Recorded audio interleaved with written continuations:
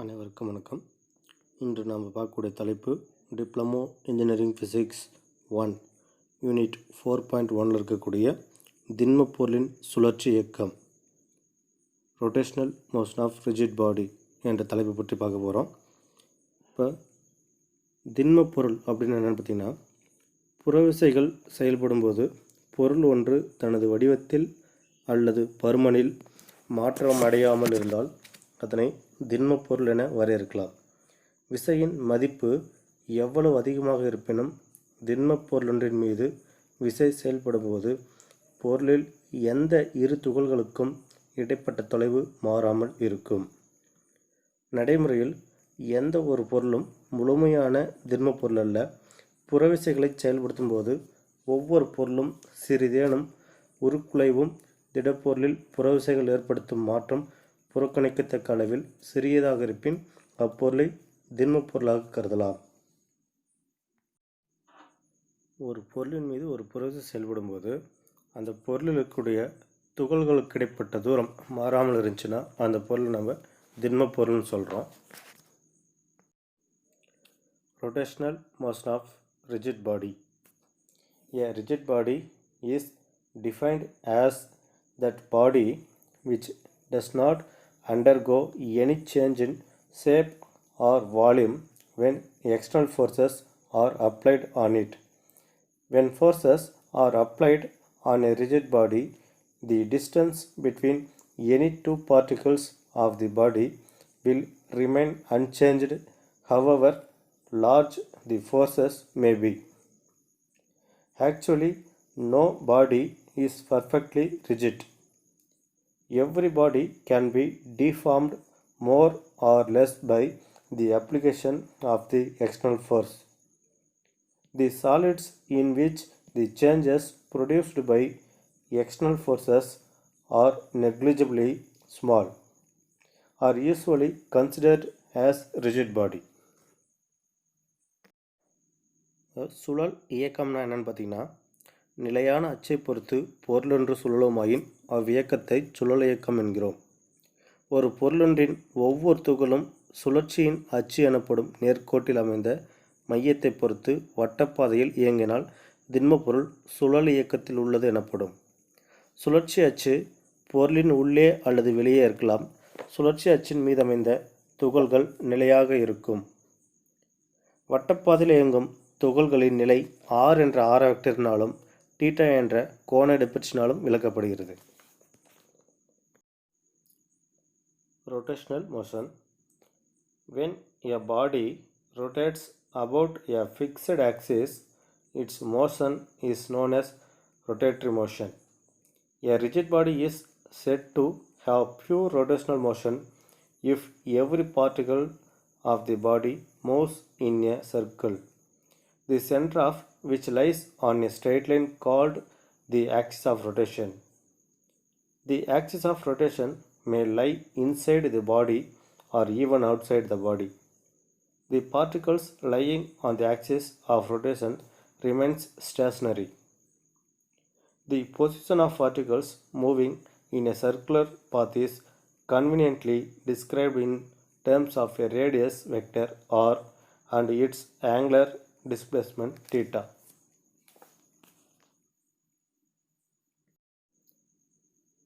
Moment of inertia of a particle. The moment of inertia of a particle about an axis is equal to the product of the mass of the particle and the square of its distance from the axis. துகளின் நிலைமத்திருப்புத்திறன் என்பது துகளின் நிறை மற்றும் சுழற்சி அச்சிலிருந்து அதன் தொலைவின் இருமடி r² ஆகியவற்றின் பெருக்கல் பலனே துகளின் நிலைமத்திருப்புத்திறன் எனப்படும். துகளின் நிலைமத்திருப்புத்திறனுக்கான SI இலக்கம் என்னன்னு பார்த்தீங்கன்னா கிலோகிராம் மீட்டர் ஸ்கொயர். இப்போ கிலோகிராம் மீட்டர் ஸ்கொயர் என்பது துகளின் நிலைமத்திருப்புத்திறனுக்கான SI அலகு. The moment of inertia of the rigid body. The moment of inertia of the rigid body about a fixed axis is the sum of the moment of inertia of all particles. திண்மப்பொருளின் நிலைமத்திருப்புத்திறன் என்பது நிலையான அச்சை பற்றிய திண்மப்பொருளின் நிலைமத்திருப்புத்திறன் என்பது எல்லா துகள்களின் நிலைமத்திருப்புத்திறன்களின் கூட்டுத்தொகைக்கு சமம். இங்கு capital M என்பது திண்மப்பொருளின் நிறையை குறிக்கிறது. R என்பது சுழற்சி அச்சிலுள்ள துகள்களின் தொலைவுகளை குறிக்கிறது. Therefore, திண்மப்பொருளின் நிலைமத்திருப்புத்திறன் I சமம் sum of M R square. சுழற்சி ஆரம் ரேடியஸ் ஆஃப் கைரேஷன். ஒரு திண்மப்பொருளின் நிறை முழுவதும் செறிந்திருக்கும் புள்ளிக்கும் சுழற்சி அச்சுக்கும் இடைப்பட்ட செங்குத்து தொலைவே சுழற்சி ஆரம் எனப்படும். The mass of the body is assumed to be concentrated at single point at a distance k from the fixed axis. Then k is known as the radius of gyration. இதுக்கான ஈக்குவேஷன் I சமம் capital M K square. இதுதான் சுழற்சி ஆரத்துக்கான சமன்பாடு. நிலையான ஒரு அச்சை பற்றி M நிறை கொண்ட ஒரு திண்மப்பொருள் சுழல்வதாக கொள்வோமானால், அதாவது x O x டேஷ் என்ற ஒரு அச்சை பொறுத்து M நிறை கொண்ட ஒரு திண்மப்பொருள் வந்து சுழலுது. திண்மப்பொருள்கள் எண்ணற்ற தின் துகள்களால் ஆனவை. முதல் துகள்களின் நிறை வந்து நம்ம M1 என்று எடுத்துக்கிறோம். இரண்டாவது துகளுக்கான நிறை வந்து M2, மூன்றாவது துகளுக்கான நிறை M3. இப்போ மையப்புள்ளி ஓவிலிருந்து முதல் துகள் M1க்கு இடைப்பட்ட தொலைவு வந்து R1. அது மையப்புள்ளி ஓவிலிருந்து இரண்டாவது துகள் M2க்கு இடைப்பட்ட தொலைவு வந்து R2. இதே மாதிரி மையப்புள்ளி ஓவிலிருந்து மூன்றாவது துகள் M3க்கு இடைப்பட்ட தொலைவு வந்து R3 என்க. இப்போ முதல் துகளின் நிலைமத்திருப்புத்திறன் மதிப்பு நம்ம எழுதுறோங்க. அதாவது ஃபஸ்ட்டு பார்ட்டிகளுக்கான நிலைமத்திருப்புத்திறன் மதிப்பு வந்து M1 R1 ஸ்கொயர். M என்பது முதல் துகளுக்கான நிறை, R என்பது மையப்புள்ளி ஓவிலிருந்து முதல் துகளுக்கான நிறைக்கு இடைப்பட்ட தொலைவு வந்து R. அப்போ தொலைவின் இருமடி மதிப்பு மற்றும் முதல் துகளுக்கான நிறை ரெண்டும் பெருக்கக்கூடிய மதிப்பு தான் ஃபஸ்ட்டு பார்ட்டிகளுக்கான நிலைமத்திருப்புத்திறன் மதிப்பு. அதாவது ஃபஸ்ட்டு பார்ட்டிகள் நிலைமத்திருப்புத்திறன் மதிப்பு M1 Rn ஸ்கொயர். இதே மாதிரி செகண்ட் பார்ட்டிகளுக்கான நிலைமத்திருப்புத்திறன் மதிப்பு நம்ம எப்படி எழுதலாம்னு பார்த்தீங்கன்னா M2 R2 ஸ்கொயர் அப்படின்னு எழுதலாம். அதே மாதிரி தேர்டு பார்ட்டிகளுக்கான நிலைமத்திருப்புத்திறன் மதிப்பு M3 R3 ஸ்கொயர். அதாவது தேர்டு பார்ட்டிகளுக்கான நிலைமத்திருப்புத்திறன் மதிப்பு. அடுத்து மொத்த துகள்களின் நிலைமத்திருப்புத்திறன்களின் கூட்டுத்தொகை நம்ம எப்படி எழுதலாம்னு பார்த்தீங்கன்னா, இப்போ ஃபஸ்ட்டு பார்ட்டிகள், செகண்ட் பார்ட்டிகள், தேர்டு பார்ட்டிகள் மூன்று துகள்களின் நிலைமத்திருப்புத்திறன் மதிப்பை நம்ம சேர்த்து எழுதுறாங்க. அதாவது ஃபஸ்ட்டு பார்ட்டிகள் என்ன பார்த்தீங்கன்னா M1 R1 square, second particle M2 R2 square, third particle M3 R3 square. இப்போ மொத்த துகள்களின் நிலைமத்திருப்புத்திறனுக்கான மதிப்பை நம்ம சேர்த்து எழுதிட்டுங்க. இப்போ இந்த மாதிரி சேர்த்து எழுதும் பொழுது கூடுதல், அதாவது மொத்த நிலைமத்திருப்புத்திறன் கூட்டுத்தொகை மதிப்பை நம்ம எழுதும்போது எப்படி எழுதலாம்னு பார்த்தீங்கன்னா sum of M into R square அப்படின்னு எழுதலாம்.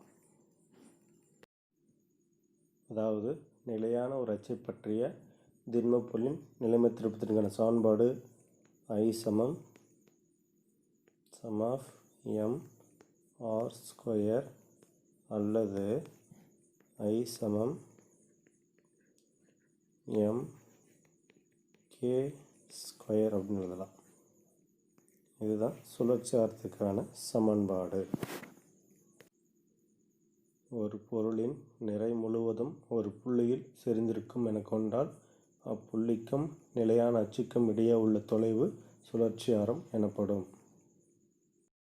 திண்மப்பொருளின் இயக்க ஆற்றலுக்கான Kovai Expression for kinetic energy of rigid body. திண்மப் பொருள் ஒன்று x dash என்ற ஒரு அச்சை பொறுத்து ஒமேகா என்ற கோண திசைவேகத்துடன் சுழல்வதாக கொள்வோம். சுழற்சியின் அச்சிலிருந்து m1, m2, m3 என்ற நிறைகளுடைய துகள்கள் முறையே r1, r2, r3 என்ற தொலைவுகளில் இருப்பதாக கொள்வோம். அனைத்து துகள்களின் கோண திசைவேகம் சமமாக இருக்கும். ஆனால் துகள்கள் வெவ்வேறு நேர்கோட்டு திசைவேகங்களுடன் சுழல்கின்றன. துகள்களின் நேர்கோட்டு திசைவேகங்கள் முறையே v1, v2, v3 என சொல்லப்படுகிறது. ஒரு திண்மப் பொருளானது x என்ற ஒரு நிலையான அச்சை பற்றி சுழல்கிறது. m1, m2, m3 infinitive mn என்பது துகள்களின் நிறைகளையும் r1, r2, r3 infinitive rn என்பது சுழற்சி அச்சிலிருந்து துகள்களின் தொலைவுகளையும் குறிக்கின்றது. எல்லா துகள்களின் கோண திசைவேகம் சமமாகவும் நேர்கோட்டு திசைவேகங்கள் வேறுபட்டும் இருக்கும். Consider a rigid body rotating with angular velocity omega about an axis x dash. Consider the particles of masses m1, m2, m3 situated at distance r1, r2, r3 respectively from the axis of rotation. The angular velocity of all the particles is same, but the particles rotate with different linear velocities. Let the linear velocities of the particles be v1, v2 and v3 respectively. இப்போ முதல் துகளின் இயக்க ஆற்றல் 1/2 m1 v1 square. இங்கே v என்பது r omega குறிக்குது. அதாவது v = r omega. நேர்கோட்டு திசைவேகத்திற்கும் கோண திசைவேகத்திற்கு இடையே உள்ள தொடர்புக்கான சமன்பாட்டை குறிக்கிறதுனால v பதிலாக r ஒமேகா என்ற வேலையை சப்ஸ்டிட் பண்ணுறேங்க. இப்போ இங்கே v ஸ்கொயர் இருக்கிறதுனால என்ன பண்ணுறேன்னு பார்த்தோம்னா இங்கே r ஸ்கொயர் இன்ட்டு ஒமேகா ஸ்கொயர்னு எழுதுறேங்க. அதாவது முதல் துகளுக்கான நேர்கோட்டு திசைவேகத்திற்கும் கோண திசைவேகத்திற்கு இடையே உள்ள வேறுபாடு என்னென்னு பார்த்தீங்கன்னா r1 square into omega square. அதே மாதிரி முதல் துகளின் இயக்க ஆற்றலை நம்ம சமன்பாட்டு மூலமாக எழுதும் பொழுது 1/2 m1 r1 square into omega ஸ்கொயர்னு எழுதலாம். இதே மாதிரி இரண்டாவது துகள் எழுதுறேங்க. அதாவது 1/2 m2 r2 square omega square. இதே மாதிரி மூன்றாவது துகளை நம்ம எழுதிட்டு போகும்போது கடைசியாக infinitive plus 1/2 m1 r1 square omega ஸ்கொயர்னு எழுதலாம். இப்போ இந்த இடத்துல இந்த மூணு ஈக்குவேஷன்லையும் பொதுவாக இருக்கிறது என்னென்னு பார்த்தீங்கன்னா ஒமேகா ஸ்கொயர். இதுலேயும் ஒமேகா ஸ்கொயர் பொதுவாக இருக்குது, இங்கேயும் ஒமேகா ஸ்கொயர் பொதுவாக இருக்குது, இங்கேயும் ஒமேகா ஸ்கொயர் பொதுவாக இருக்குது. அப்போ இந்த ஒமேகா ஸ்கொயர் மட்டும் நம்ம பொதுவாக வெளியே எடுத்துகிட்டு மீதி இருக்கிற மதிப்பை நம்ம தனியாக எடுத்து எழுதணும்னா 1/2 omega square into m1 r1 square plus m2 r2 square plus infinitive plus mn rn ஸ்கொயர்னு எழுதலாம். இப்போ இந்த இடத்துல இந்த வேல்யூ ஃபுல்லாகவே திண்மப் பொருளின் நிலைம திருப்பத்திற்கான சமன்பாட்டை குறிக்குது. அதாவது இதை எப்படி எழுதலாம்னு பார்த்தீங்கன்னா சம் ஆஃப் m r ஸ்கொயர்னு எழுதலாம்.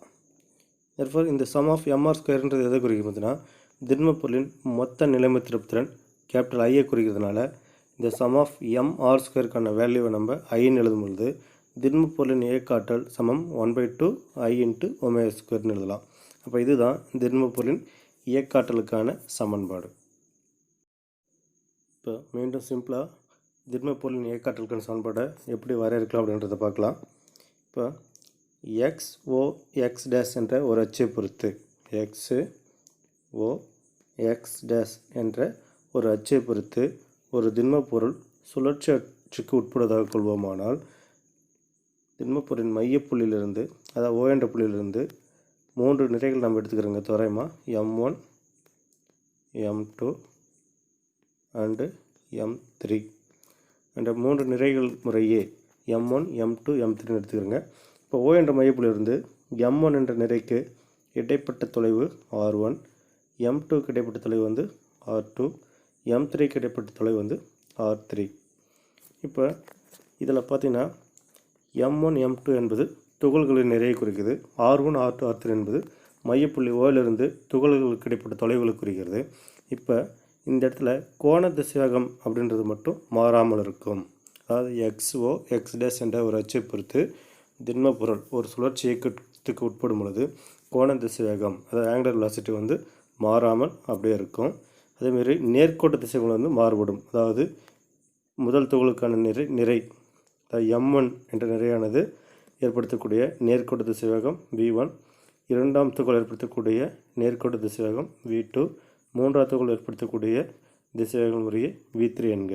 அப்போ இந்த இடத்துல கோண திசைவேகம் வந்து சமமாக இருக்கும், நேர்கோட்டு திசைவேகம் வந்து வேறுபட்டிருக்கும்.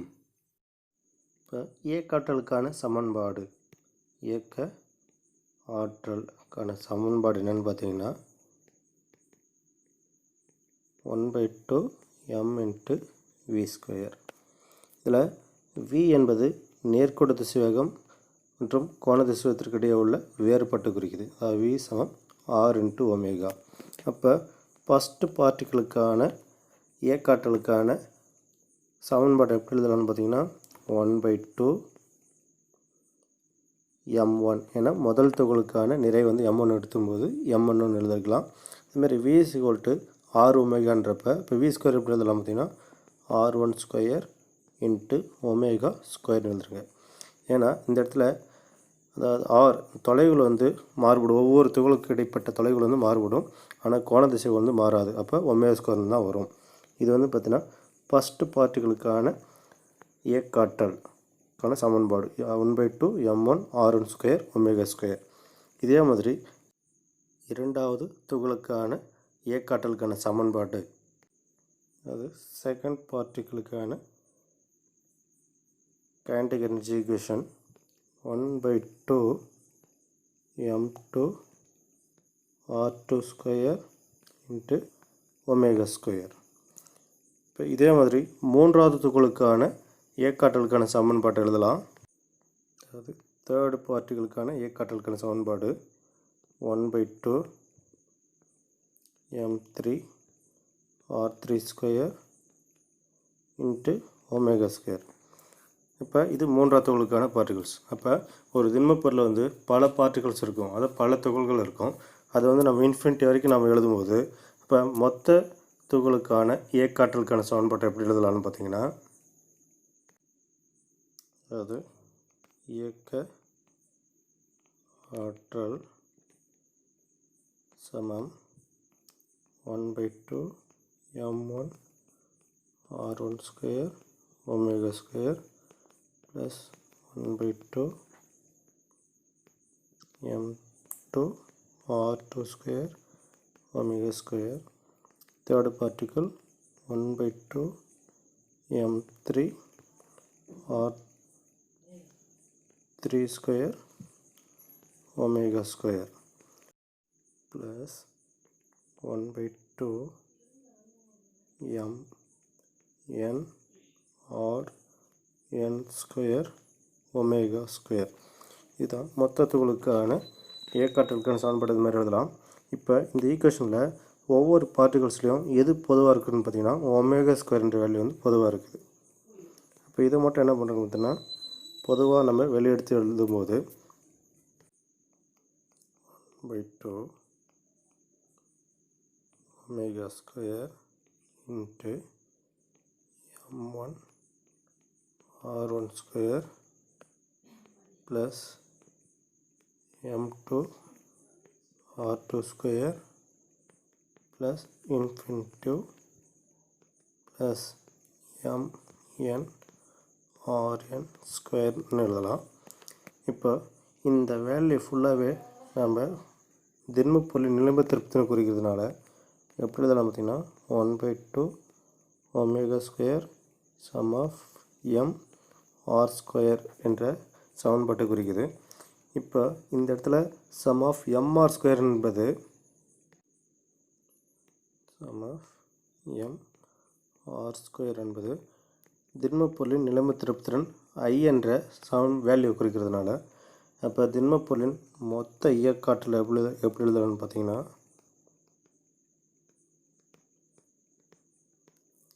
இயக்காற்றல் சமம்